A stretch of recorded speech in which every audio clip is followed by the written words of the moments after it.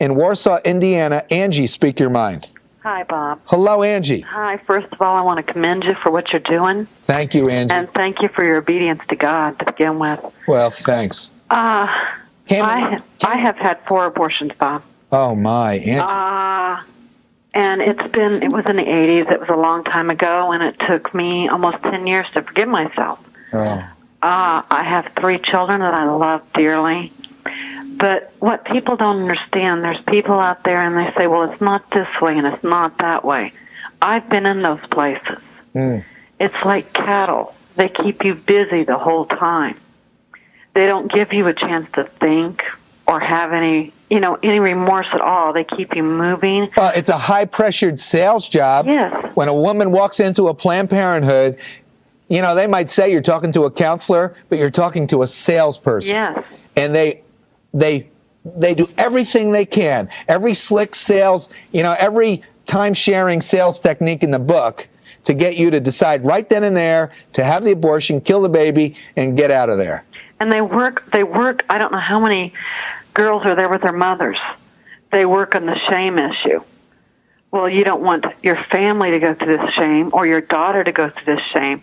I actually had a doctor when I was on the table smack me in the mouth because I screamed. Because they gave me no anesthetic, nothing. They didn't even test to see how far along I was. Angie, your story, now that can sound incredible to a lot of people watching right now, but your story is not an unusual story. And there are books that have been written that documented the abuses and the malpractice of abortionists.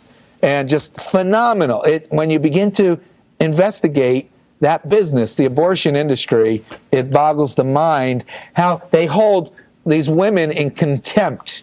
The abortionists and the staff workers, the nurses, the counselors, they view these women as animals, like you said, cattle. Yeah. And they joke about the baby as they're ripping the baby apart. They joke about his eyes and his head and the whole bit. What they can't write in a book and what they don't tell you is afterwards when they put you in that plastic recliner and you've got 30 girls in there weeping their eyes out. They can't tell you in a book how that feels. They can't tell you in a book how you look around the room and there's so much sorrow and so much shame. I don't care how fast they herd you through there. That's when you stop. And you see it, and you look at it. But the whole thing is pressure from the time that you find out you're pregnant and your boyfriend, your husband, or whatever starts pressuring you, you've got to do this. Even though it's something you don't believe in, it's pressure from start to finish. And afterwards is when you got to reap the consequences. And you're laying, then nobody's there. Yeah. Then where are these girls' mothers that told them, oh, honey, it'll be okay. It'll be okay. They're not in that room. Angie, when a woman is considering an abortion, which is a tragedy, there should be no such consideration. It should be flat out illegal because it's murder.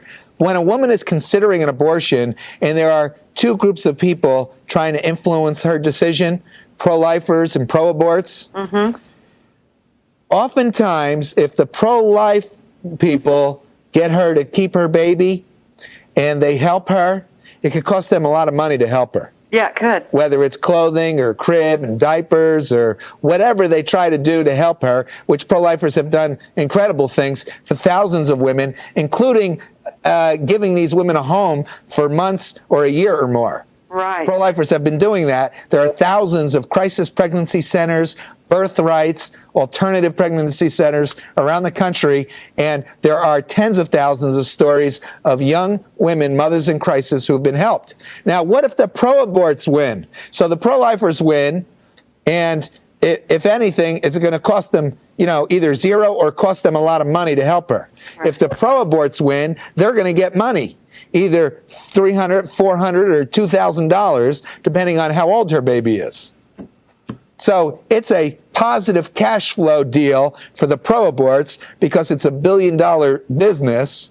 And for the pro-lifers, it only costs money, and they're only doing it out of love. Right, but you don't hear about that as much.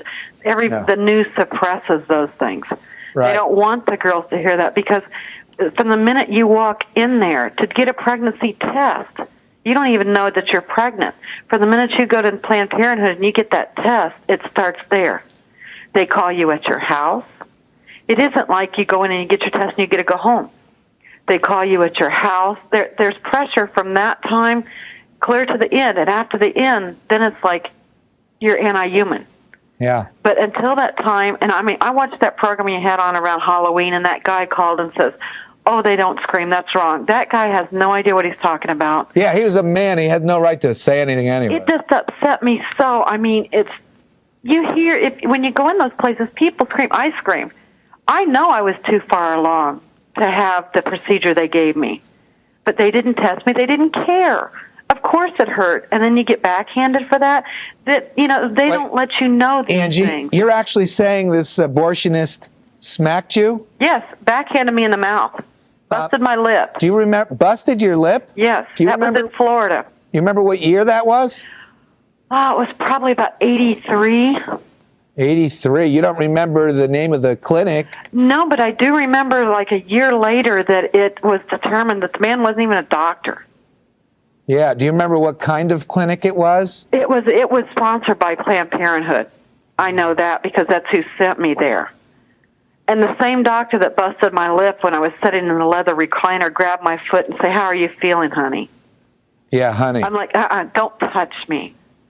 Yeah. You know, he said, "Shut up. You're going to scare the rest of the girls."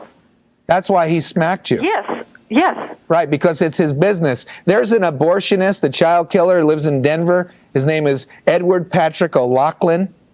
And he was, I was in a courtroom. In fact, I was on trial. He was on the witness stand, and I was cross-examining him. And I won, by the way. I had been accused of assaulting him, physically assaulting him. And there was a jury, and I was found not guilty of assault. I was found guilty of, there was a rescue that day. And so I was with others kneeling and praying at the doors of the abortion mill to close it down, which was a real neat thing. And, it's really neat to save at least some lives that day. But so I was charged with disobeying a police order and some things like that and convicted on those. But on assault, I had been charged with assault, and he testified against me. A Denver detective, Sergeant Carol Yates, testified against me. And I don't want to say the wrong name. I think it might have been Gary Jameson some Planned Parenthood official testified against me that they visually saw me repeatedly assaulting this abortionist. Well, guess what we did in the courtroom? Had a video? We had 3 videos. From 3 angles of the entire time without any breaks, from when the abortionist drove up to when he entered the building. And we showed it in slow motion. And not only did I not assault anyone, but I was severely physically assaulted by a Planned Parenthood employee. His name was Chip. He had on one of their vests and all. But as I was cross-examining him, I asked him, I was trying to figure out if he had a motive to lie on the stand. I asked him how much money he made a year from Planned Parenthood. And he objected. He didn't want to answer it. And he asked the prosecutor to stop me from asking this question. So the prosecutor objected, and I answered his objection, and the judge overruled the objection. So I put the question to him again, how much a year do you make from Planned Parenthood? And I don't know if he told the truth or not. He said $50,000 a year. Oh, I bet that's low. All right, that's way low. But then I asked him a follow-up. And how often do you work there?